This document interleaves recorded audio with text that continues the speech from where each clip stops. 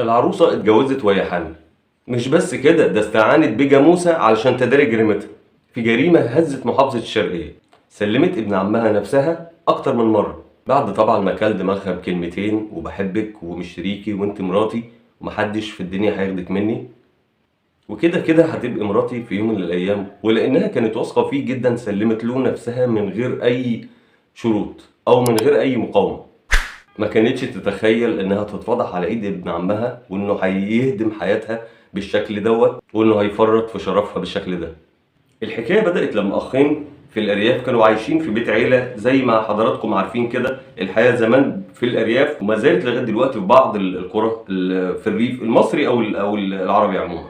الاخين دولت اتجوزوا مع بعض في بيت عيله، واحد خلف فيهم ولد والتاني خلف بنت. الولاد كبروا وبقوا كبار، بقوا في سن المراهقه. في الارياف زي ما انتم عارفين بالظبط الاكل والعيشه والحياه بتبقى عادي في بيت العيله مع بعض، سواء ده عند ده. البيت واحد، اي نعم كله ليه شقه مستقله بس الحياه واحده. الولد كان معجب جدا ببنت عمه وبدا يتكلم معاها كلام الحب والعاطفه، وبدا يحسسها انها هتبقى كل حياته وانه شاريها وانه هيتجوزها، لغايه ما ملا دماغها وضحك عليها.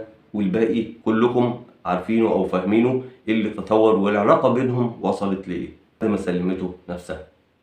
وبدأ الموضوع ده يتكرر مع بعض أكتر من مرة، في أكتر من فرصة تيجي لحد فيهم إنه يروح لها البيت بتاعهم. طبعا زي ما قلت لكم في البداية عايشين في بيت واحد، كل واحد في شقة، ونظام الأرياف زي ما أنتم عارفين. الناس أهالينا الله يعينهم، في ناس بتروح شغلها، ناس بتروح.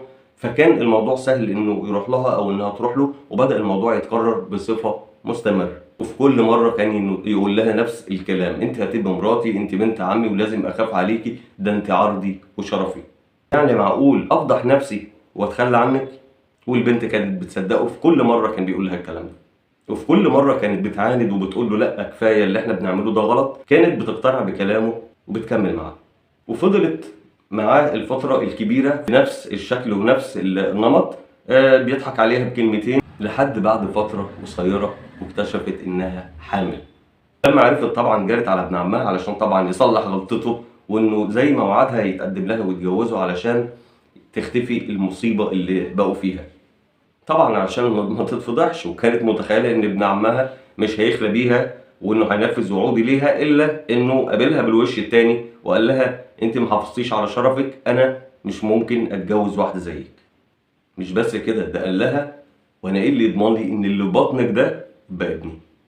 مش يمكن زي ما كنت سهله معايا كنت سهله كده مع غيري؟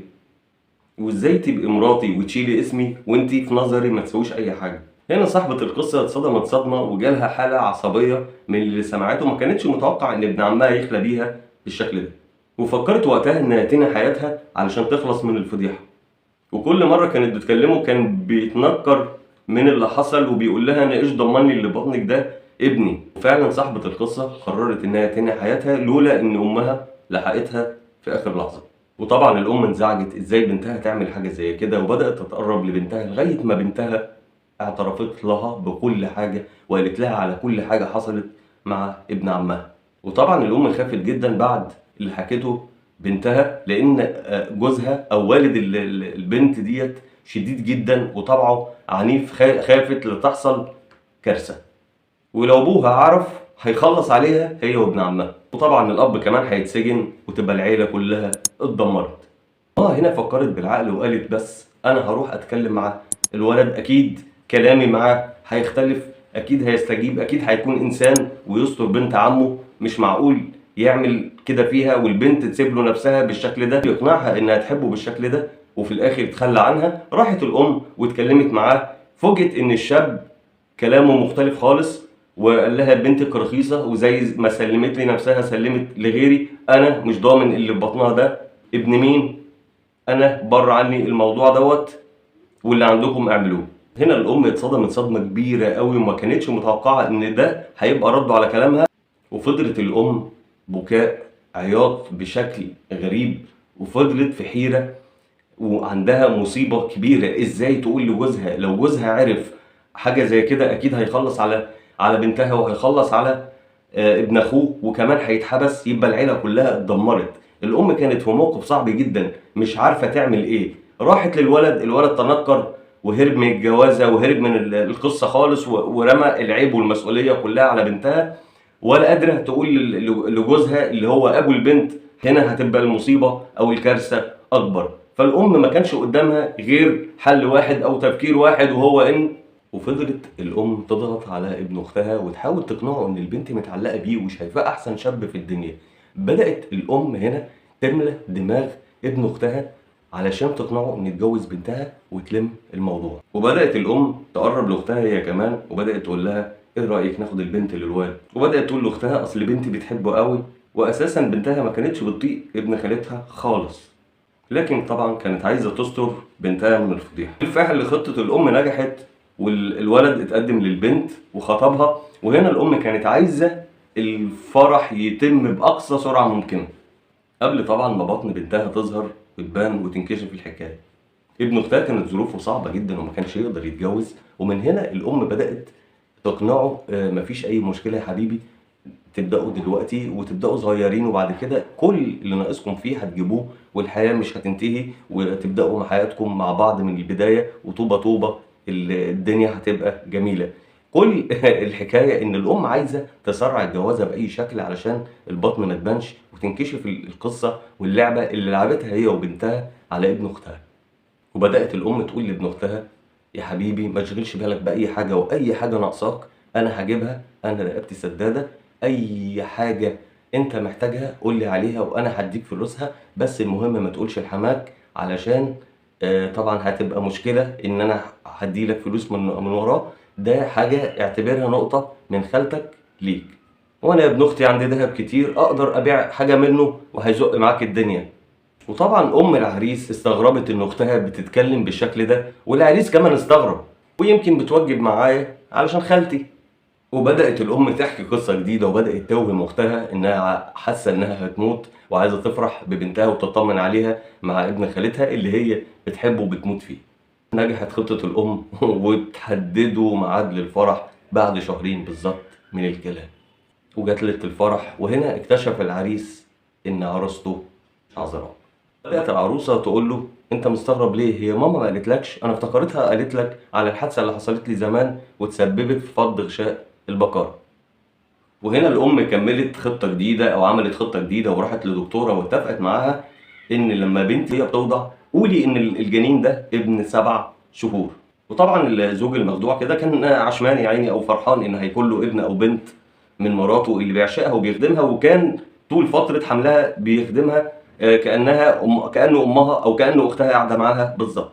هنا البنت كان كل همها إنها تستر فضيحتها وإن الموضوع يعدي بالشكل ده، وبدأت خلاص تحس بالندم على الفترة اللي فاتت، وإنها تبدأ حياة جديدة مع الزوج اللي عايشة معاه أو مع ابن خالتها، لغاية ما حصلت الحكاية اللي هي ما كانتش متخيلها، إن ابن عمها يبدأ يلف ويدور حواليها تاني ويعرف خطواتها خطوة بخطوة. جاب تليفونها بكل سهولة واتصل بيها وقال لها ازيك يا بنت عمي وحشاني فينك من زمان. هنا ردت عليه وقالت له ايه ده انت لسه فاكر اسمي؟ انت لسه بتكلمني؟ انت ازاي تكلمني وانا ست متجوزه؟ ايه حق تجيلك جرأة وتكلمني وانت سبب كل اللي انا فيه دلوقتي؟ قال لها ازاي انت نسيتي كل اللي كان بينا؟ ده احنا اللي كان بينا يتعمل مسلسلات وافلام. ردت قالت له انا بكرهك وبكره اليوم ربيت في بيت عيله علشان خاطر اقابلك واشوفك.